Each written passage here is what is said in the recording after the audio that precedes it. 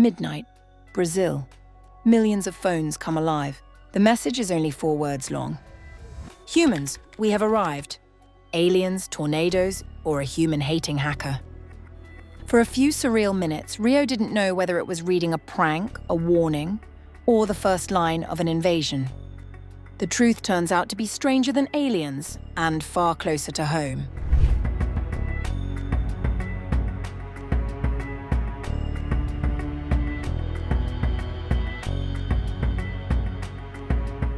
It began, as these things often do, with a sound.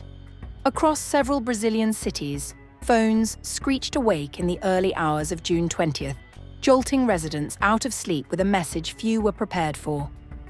In Belo Horizonte, capital of Minas Gerais state, the warning on screens left little room for interpretation. Protect yourself. Alien attack. Humans, we have arrived. Minutes later, a second alert reached the same residents, this time warning of a tornado closing in on the metropolitan region. 2 warnings, 2 entirely different threats, both landing within the same stretch of night. Further south in Rio de Janeiro, the message that arrived made even less sense. Garbled, fragmented, built around a single unsettling word. Misanthropo. Address RJ. Burroughs DMs PPRT. The word at the center of it, misanthropy, means a hatred or distrust of humanity. For residents staring at their phones at 1 in the morning, it offered no comfort and even less clarity. Confused and in some cases frightened, people began ringing civil defense, firefighters and the police. Some woke relatives. Others moved toward what they thought might be safer rooms, taking the tornado warning at face value. Many simply assumed a hoax and reached for their phones to share it instead. By June 20th, the explanation had nothing to do with extraterrestrials and everything to do with security. Brazil's National Civil Defense confirmed its alert platform, the same system used to warn the public of floods, landslides and storms, had been breached. The Defesa Civil Alerta dispatch platform was taken offline at 1:30 a.m. this Saturday after suffering a breach and issuing an alert to various regions of the country, remotely ordered by someone outside the National System of Protection and Civil Defense. The message issued was of the extreme alert type and contained the word misanthropy, which means hatred of humanity. It is likely a hacker attack. The timing added an odd footnote. Days earlier, the Pentagon had released a fresh batch of declassified files on unidentified anomalous phenomena, containing witness accounts and footage of unexplained sightings. As with previous releases, officials were careful to note the material offers no confirmed evidence of alien life, alien technology, or any cover-up. Brazil's invasion scare, it turned out, came not from beyond the stars, but from inside its own server room.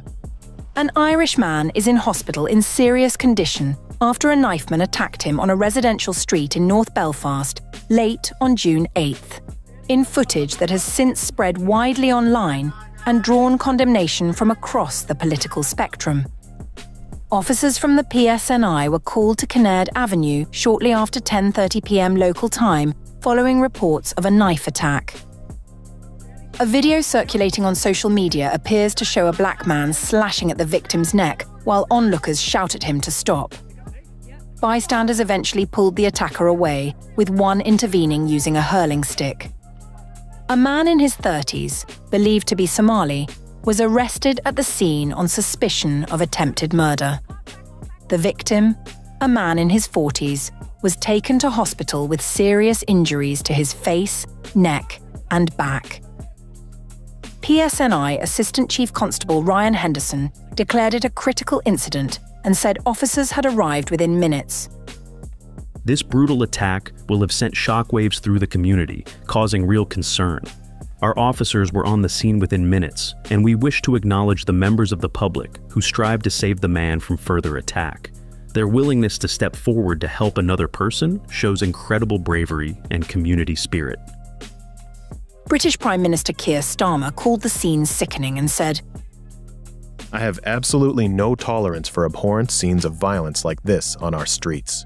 My thoughts are first and foremost with the victim, and I thank the first responders, including members of the public who intervened. The attack has also drawn sharp responses from opposition leaders.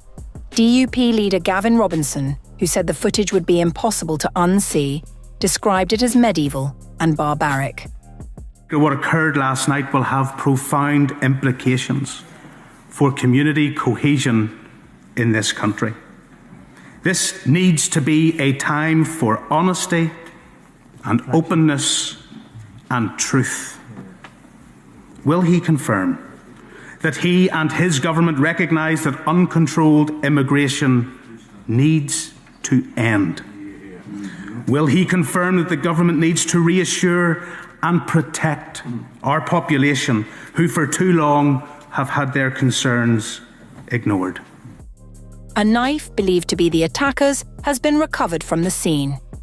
Forensics officers were also seen working the street through the morning of June 9th as the area remained cordoned off. Police have urged anyone with dashcam or CCTV footage to come forward.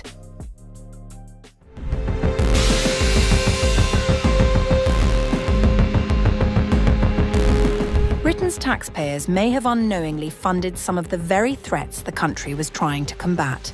A leaked government dossier has revealed that more than £28 billion of public money was allegedly diverted to terrorists, hostile states, and organised criminal groups over a 6-year period, raising serious questions about oversight, national security, and the management of public funds.